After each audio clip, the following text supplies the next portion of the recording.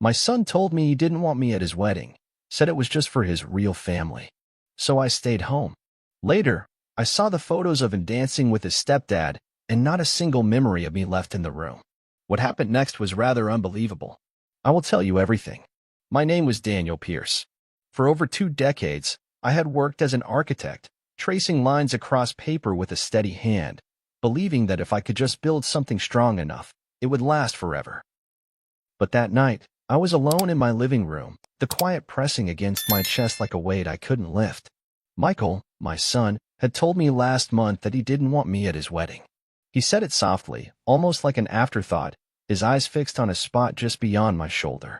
"It's just for my real family," he'd said. I'd nodded, trying to hide the tremor in my hands.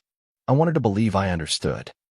But the truth was, those words had split something in me that I wasn't sure could ever be put back together. So I stayed home. I didn't iron my best shirt or polish the shoes I'd worn to every milestone in his life. Graduations, birthdays, the father-son dinner we used to have every spring. I sat instead in the living room, the ticking of the old clock in the hallway marking each second that passed in this hollow space. I'd poured myself a glass of scotch, hoping the burn would drown out the ache in my chest. On the coffee table in front of me rested a worn leather photo album. The edges had softened over the years, the brown cover cracked where fingers had turned its pages too many times. My fingers hovered over it for a moment. I wasn't sure I wanted to see what lay inside, but I needed to remember that once there had been love here. When I opened it, the first image that met my eyes was Michael at 5, his hair wild from the ocean breeze, his small hand holding a seashell he'd insisted was worth more than gold. My hand rested on his shoulder, steady and sure. In that photo, he was still mine. We both were. I turned the pages slowly, each image a reminder of the years I'd spent building a life for him. His first bike ride, the way he'd laughed when he finally found his balance and rode straight into my waiting arms. The science fair project we'd built together, the planets painted in bright, hopeful colors. Every birthday cake I'd stayed up late baking because he said he liked mine best. Those photos felt like fragments of a life that no longer belonged to me. Earlier that afternoon, I'd seen the wedding photos posted online. Michael in a crisp suit, his face bright with laughter as he danced with his stepfather, another man in my place. In every frame, I was nowhere to be found. It was as if I'd been erased from the story altogether. I took another sip of scotch, the heat of it spreading through the cold in my bones. The photos on my screen were sharp and bright, but here in my hands, the images were softer, worn down by the years. I traced the edges of a photo of Michael at 12, holding up a model plane we'd built together in the garage. His smile was crooked, missing a tooth, and I remembered how proud he'd been. I wondered if he remembered any of that now. The house felt impossibly still. I could almost hear the echoes of his laughter, the small footsteps that once filled these rooms. I thought of how, for years, I'd measured my life in the moments we shared, bedtime stories, scraped knees, the way he looked at me with complete trust. Now, there was only this quiet, and the knowledge that he had chosen to leave me out of his life's most important day.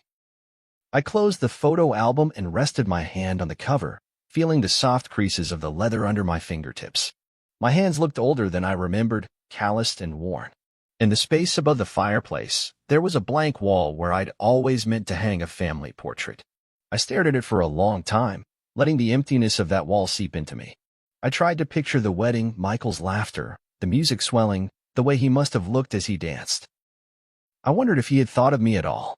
If, in some small, passing moment, he had remembered the man who had taught him how to throw a baseball, how to mend a broken toy, how to find his balance on 2 wheels. I leaned back into the couch, the leather creaking softly beneath me. The world outside was quiet, the darkness pressing in through the windows. In that quiet, I felt something shift inside me. For so long, I believed that if I gave enough love, enough patience, I could build something that would stand the test of time. But sitting there, with nothing but memories to keep me company, I realized that even the strongest foundation can't hold up a house someone has already left. Let them have their photos, their laughter, their new family. I knew what I had given, even if it had never been enough. And in the quiet of that night, I began to understand that sometimes the only thing left to do is let go. The days after the wedding felt like walking through a fog I couldn't clear. I went to work because it was easier than sitting in this house alone. In my office, the drafting table was a constant comfort, clean lines and precise angles, the only part of my life that still made sense. I'd run my hands over the smooth paper, tracing blueprints for homes that would stand longer than the fragile connections in my own life. Yet even there, Michael's absence clung to me. Every time I picked up a pencil, I thought of the model airplane we'd built together, the two of us hunched over the kitchen table, sawdust in his hair. I wondered if he still remembered how I'd taught him to hold the blade just right, how to carve along the grain instead of against it, or if those memories had been replaced by someone else's hand.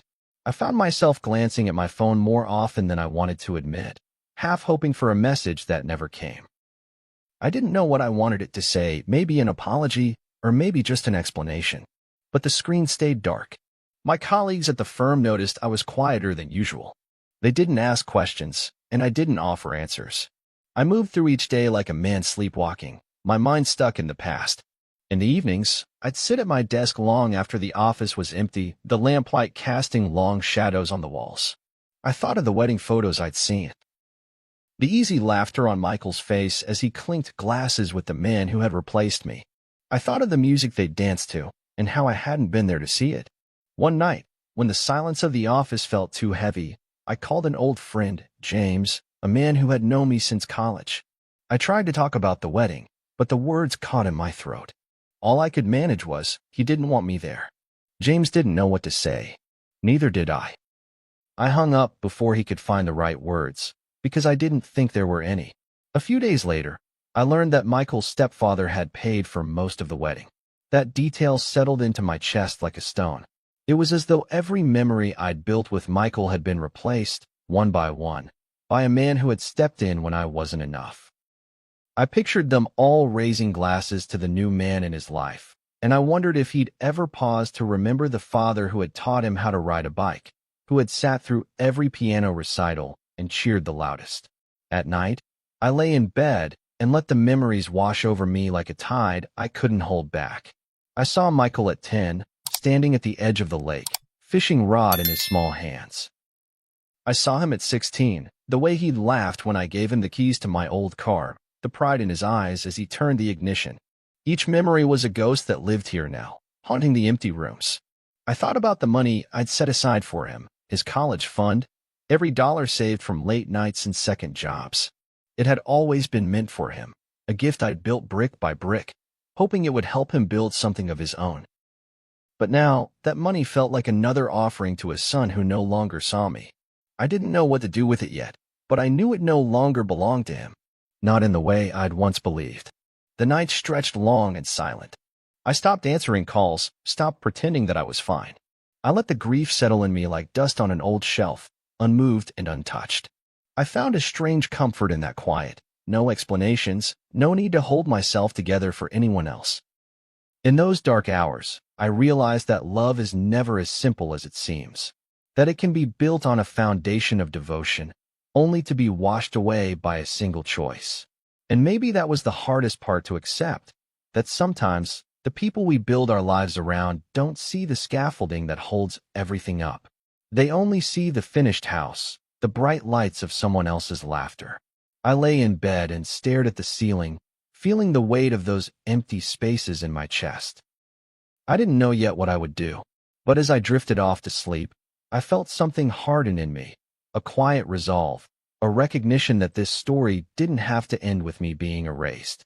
The days bled together after I learned that Michael's stepfather had paid for the wedding. It wasn't the money itself that gnawed at me. It was the finality of it, the way it signaled that Michael had found a new center of gravity. And so I turned inward, into the quiet of this house, where the past was still alive in small, almost sacred ways. On a Sunday afternoon, I pulled down an old cardboard box from the top shelf of my bedroom closet. The box had been there for years, collecting dust in the shadows. Inside were the relics of a fatherhood that felt like it belonged to someone else now. A crayon drawing of the two of us standing beneath a crooked rainbow, the word Dad scrawled across the top in bright red letters. A Father's Day card he had made in the second grade, all glue and construction paper, the edges curled from time. I spread these things out on the living room floor, the late afternoon light slanting in through the windows. Each piece was a small, undeniable proof that I had been there, that I had mattered once. I picked up a small toy airplane, its paint chipped and wings bent from too many flights down the hallway. I remembered the night we had built it together, his laughter echoing off the walls as I showed him how to make it fly just right. I let the memory wash over me, and for a moment, it felt like he was still that boy, still mine.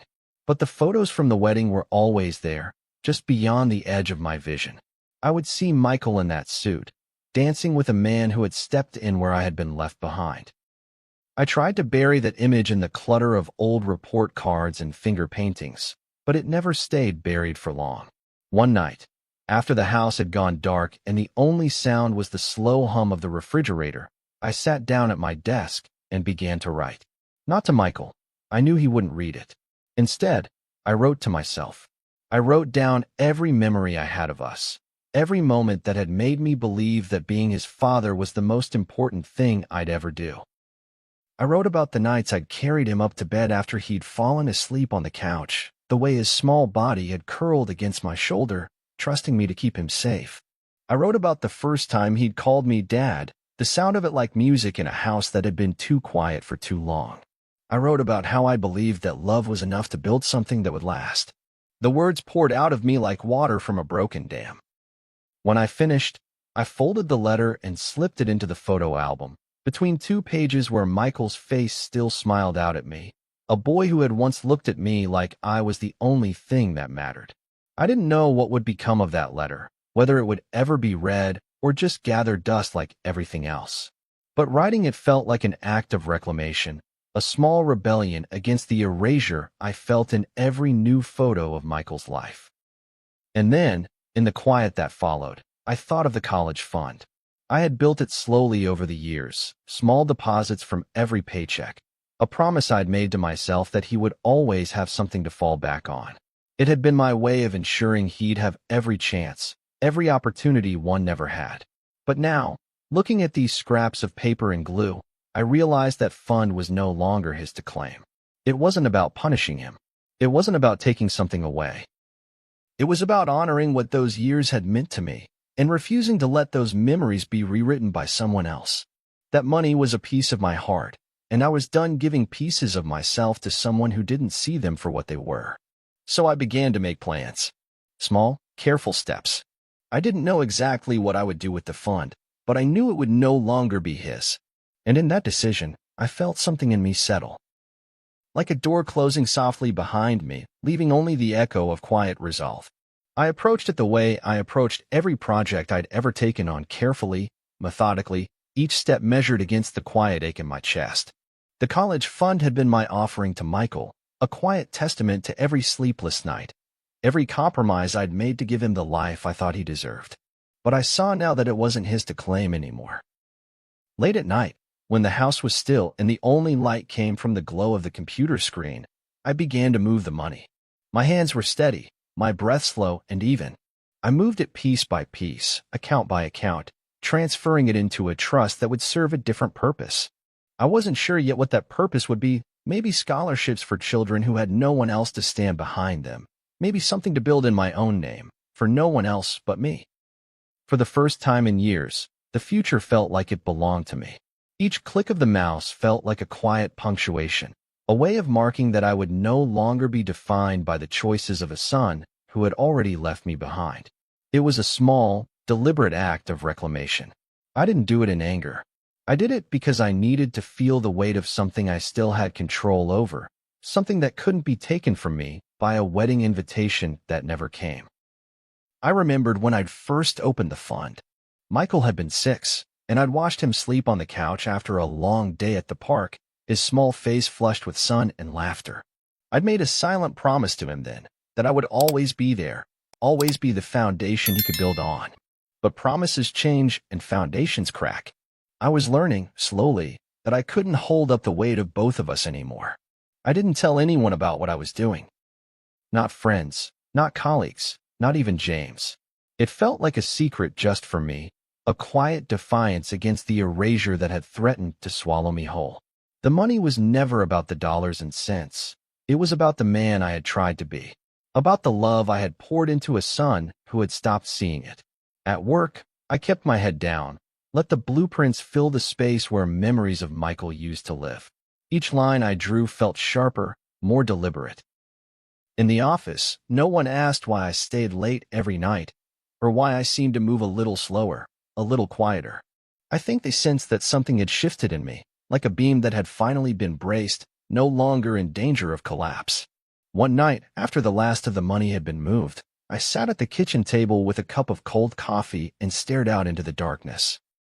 I thought of Michael's laughter at the wedding, the easy way he had turned to another man in the space I had once filled. And for the first time, I didn't feel anger, just a kind of hollow relief. I knew this wouldn't change the past. It wouldn't erase the years I had spent loving a son who no longer saw me. But it was a line drawn in the sand, a quiet testament to the fact that I was still here, that I still mattered, even if only to myself. In the end, it was never about revenge. It was about reclaiming something that had always been mine to give and mine to take back. A final, silent blueprint of my own making. And in the quiet of that night, as I turned off the lamp and let the darkness settle around me, I felt, for the first time in a long while, the faintest flicker of peace. A week after the wedding, I found myself standing outside the venue, an old brick building that once housed a textile mill, now lit up in soft amber light. I'd driven past it before, always curious about the place, never imagining I'd be unwelcome here. But that night, the lights had gone out, and the windows stood dark and quiet, like the hollow sockets of an empty house. I didn't have a key, but the back door had been left unlocked, an oversight, or maybe a small mercy. I stepped inside, and the silence pressed in on me like the echo of 1,000 voices that no longer filled the space. The wooden floors still smelled of spilled champagne, and faint shadows of streamers clung to the corners of the ceiling. I walked slowly, each step deliberate, as if I might wake the ghosts of the wedding that had already moved on. I could almost see them, the swirl of a white dress, the low hum of laughter, the way Michael's eyes must have lit up as he danced with the man who had taken my place. I let the imagined sounds wash over me. The clinking of glasses, the piano playing softly in the corner, the easy rhythm of joy I had never been invited to share. I thought of how I had once believed that my love for Michael would be enough to hold us both. I had built every part of my life around that belief. But standing in the empty room, I understood that sometimes the foundation is laid only to be claimed by someone else. That the love we give can be swallowed by silence and rewritten by other hands. In my pocket, I carried a single photo. It was a picture of Michael and me at the beach. He was 6 years old, his small hand clutching mine as he leaned forward, grinning at the camera. His eyes were bright, his face open and trusting. I had kept that photo tucked away in the bottom of my drawer for years, but now it felt like a piece of something I needed to leave behind. I walked to the center of the dance floor and placed the photo down, the paper soft and worn at the edges. I didn't say a word. There was no one to hear me, and the words would have only echoed in this quiet, empty space. Instead, I let the photo rest there, a quiet offering to a memory that no one else would ever see. A way of saying, I was here, too. I mattered, too. I stood there for a long time, listening to the soft creak of the old wooden beams and the distant hum of traffic outside. The air felt heavy, filled with the weight of everything unsaid. I let myself feel it all. The years I had spent trying to be enough, the heartbreak of realizing I never would be, and the small, quiet relief of knowing I had finally stopped trying. When I left, I didn't look back. I stepped out into the night, the cool air wrapping around me like a balm. In that moment, I felt the finality of it settle in my bones, the understanding that the past was a house I no longer needed to live in. I carried only the weight of my own memories, and for the first time, it felt light enough to bear. The days that followed felt almost weightless. The college fund was gone, redirected to a trust that had nothing to do with Michael, nothing to do with the boy who no longer saw me. The wedding photos had been replaced by the slow rhythm of my own life, each day a small, deliberate step away from the man I had once been. I spent my evenings in the quiet of this house, the rooms echoing with memories that no longer had the power to cut as deep. There was no final confrontation, no dramatic last word. just the gentle hush of acceptance, like the soft tide that pulls away from the shore without fanfare. One night, I sat at the kitchen table with the old photo album open in front of me. I let my fingers trace the worn edges of each page, the images of a childhood that felt both impossibly distant and achingly close. Michael's small hands clutching mine. The bright, earnest smile of a boy who once believed I could fix anything. I thought about all the ways I had tried to be enough. The late nights, the early mornings, the quiet, steady love I had built around him like a shelter. I thought about how easily he had walked away from that shelter, and how long it had taken me to realize that love is only ever yours to give. What others do with it is never within your grasp. I closed the album slowly, the leather soft beneath my palms. I didn't feel anger anymore, just a kind of quiet gratitude for what those years had been. Because they had mattered, even if only to me. I wrote in my journal that night, a final letter to myself. I wrote about the small hands of a boy who had once reached for mine, the late nights spent by his bedside when he was sick, the quiet pride of watching him grow into a man. I wrote about the ache of being left behind and the gentle relief of realizing that not every story ends the way we hope. Some simply find a quiet close, a soft exhale in the dark. When I finished, I set the pen down and leaned back in my chair. The house was silent, but it was a comforting silence now, no longer a void, but a soft place to rest. I let the weight of the years settle in my bones, felt it hum in the quiet spaces of my chest. I thought of Michael, wherever he was. I hoped he would find the happiness he was searching for. And I hoped, too, that he might one day remember the man who had built a foundation beneath his feet, even if he'd chosen to walk away from it. In the end, I understood that the real act of revenge was never about taking something back. It was about reclaiming the part of me that had always been mine, the quiet certainty that love, even unreturned, is never wasted. It lives in the small spaces, in the quiet rooms of an old house, in the breath of a man who has finally learned to let go. I closed the album and set it on the shelf. I turned off the light and stood in the darkness for a moment, feeling the peace that had finally settled in my chest. Then I walked away, into the quiet night, carrying only the simple truth that had taken me so long to find. I had loved. And in the end, that was enough. If this story of quiet reclamation and bittersweet peace resonated with you, I invite you to reflect on your own journey of letting go. Have you found your own quiet revenge, or the small, unspoken ways to reclaim what was once yours? Share your thoughts, your story, or your silence. Sometimes, the telling is the final act of closure. See you soon in the next story.